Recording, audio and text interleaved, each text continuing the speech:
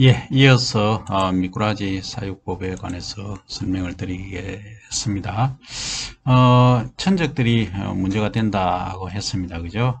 그래서 다시 한번 말씀드리면 개구리, 새, 고양이 이런 애들이 문제가 되고, 그리고 요즘은 천연 개념물인 수달도 문제가 됩니다. 잘못하면 멧돼지도 내려옵니다.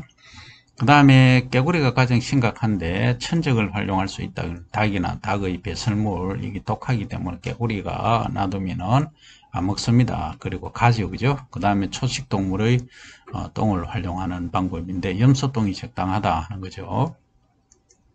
그 다음에 닭은 여기 만약에 풀어놓는 다음에 오소리가 많이 발생합니다. 닭 잡아먹으러 오소리가 오죠, 그죠? 이것을 또 대치를 해야 되는 어려움이 있습니다. 이것은 산청의 논미꾸라지 양식장이 되겠습니다만, 펜스 한번 지난 거 보시면 바깥쪽에 이렇게 펜스가 다 이렇게 안쪽으로 약간 휘어져 있고, 이렇게 우리 비닐하우스 하듯이 다 되어 있습니다. 위에는 전부 이제 망으로 다 덮여 있습니다. 그러니까 이거는 지름이 한 2cm 이내로 되어 있는 것이 되겠습니다. 비가 오더라도 탁 위로 솟구쳐 오르더라도 탁 맞고 떨어지겠죠. 그래서 수심은 한 10cm 내로 얕게 유지를 하고 있습니다. 요게 지금 이제 펜스를 지났지만 이 만약에 허물어진다든지 뚫리는 순간 상당히 문제가 될 수 있겠죠. 그래서 이런 점들만 잘 관리를 한다면은 큰 문제 없이 유지할 수 있다는 말씀을 드릴 수 있습니다. 그래서 미꾸라지 양식장은 이런 형태로 한다. 논에서 하실 때는. 그 다음에 최적사육법은 이제 앞에서 간단히 설명을 드렸습니다.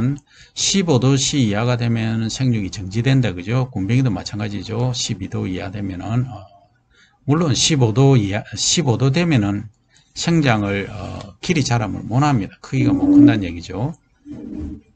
그 다음 겨울철은 온도 유지를 하면서 연중 수집이 가능하도록 하는 것이 좋다. 주어탕은 여름에 먹는 것이 아니니까 잘 이것도 소비 성량 패턴을 잘 하셔야 되겠죠. 그 다음에 둔벙이 여러 개 연결되어야 된다. 한발 가뭄이죠. 가뭄이 있을 때는 상당히 문제가 된다. 그래서 지하수를 쓰는 것이 좋긴 하지만 지하수 온도가 너무 낮기 때문에 어떻게 보면 걸러대기라고 하죠. 그죠? 약간 수온을 높여서 25도 정도로 해서 되는 것이 좋다. 그 다음에 얘들은 몸에 노출을 싫어합니다. 바깥으로 노출을 싫어하기 때문에 주로 이제 새벽이나 저녁에 얘들이 활동을 하죠. 그 다음에 사료는 환등으로 만들어서 표토에 이제 뿌려 쉽게 분해되도록 하고, 고기능성을 위해서는 약초를 추가합니다. 예컨대 구지뻑 먹은 미꾸리, 뻘에서 자란 미꾸리, 도라지 먹은 미꾸리, 뭐 이런 식으로 할 수 있다는 거죠.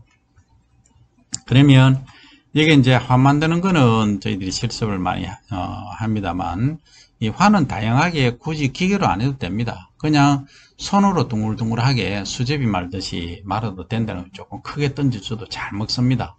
그런데 너무 강하게 하면 잘 안 풀리지만 웬만한 것은 다 풀려버립니다. 그래서 전혀 문제가 없다 하는 말씀을 드릴 수 있고, 그 다음에 이제 사료로서는 미강이 1차적으로 말씀을 드릴 수 있는데, 얘는 설계가 없습니다. 설계가 없어서 소화가 잘 안 된다는 거죠. 그래서 이제 발효를 시켜서 투입을 해라. 그러니까 EM균 있죠. 우리 많이 쓰고 있습니다만, 요거 이제 사용할 수 있는데, 미강을 발효를 시켜서 다른 거 하고 뭐 단백질이 사실 좀 부족할 수 있다 하는 거죠. 실제는 부족하지 않지만, 우리가 이제 어떤 갱년기 합리화 차원에서 보면 조금 부족하다. 그래서 동물성 단백질을 추구해라. 그래서 동해등에 많이 들어보셨죠. 일명 구더기입니다. 구더기하고 비슷하죠. 그죠? 파리처럼 생겼습니다. 어미가. 성충이 파리처럼 생겼는데 얘들이 일명 구더기를 알을 생산해서 그 유충을 사료로 쓴다는 거죠.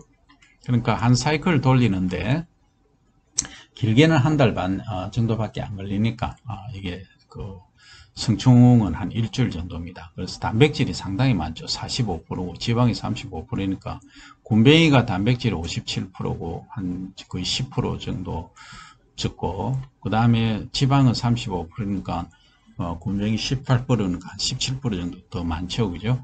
그래서 이런 거 사료로 쓰기에는 동해대가 괜찮지만, 문제는 냄새가 지독합니다. 왜 무슨 냄새냐면, 주로 이제 음식물 찌꺼기를 활용을 하다 보니까 문제가 많이 발생합니다. 그래서 수거할 때는 반드시 발효를 시켜서 하라. 근데 미강하고 20%, 나머지 동해덩어를 덩이를 혼합해서 사료를 활용하면 괜찮을 것이다 하는 말씀을 드릴 수 있습니다. 그래서 사료 준비는 이런 식으로 찌꺼기를 활용을 해서 이게 동해덩입니다. 뭐 완전 구더기죠, 그죠? 구더기입니다. 그래서 동해등의 먹이는 뭘 하느냐면 애벌레하고 번데기 시절에 보면 주로 이제 사료로 활동을 하고, 이제 성충이 되면은 주로 뭔가 빨아먹는 그런 형태죠, 그죠? 약간 당도가 있는 것이 좋습니다. 그래서 소화율은 이제 애벌레가 높고 번데기는 소화율이 낮다. 그래서 발효해서 공급해라. 그래서 이제 미강 같은 경우는 1kg에 한 300억 원 지금 하죠. 친환경 한 거는. 그래서 20kg 하면 6,000원 정도 됩니다. 그죠? 그래서 추가로 이제 하고, 유용균은 바실러스균이 대부분입니다. 그 EM을 활용하면 되고, 그다음 미강 40kg에 동해등에 한 20kg 해서 4대2로 해서 선별기로 선별 후에 사용을 하면 되겠다 하는 말씀을 드립니다.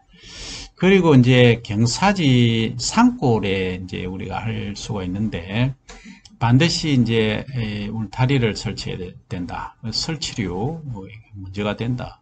그래서 뭐 오소리부터 시작해서 온갖 놈들이 다 옵니다. 그 점을 유의하시고, 온도하고 덤벙 만드는 거.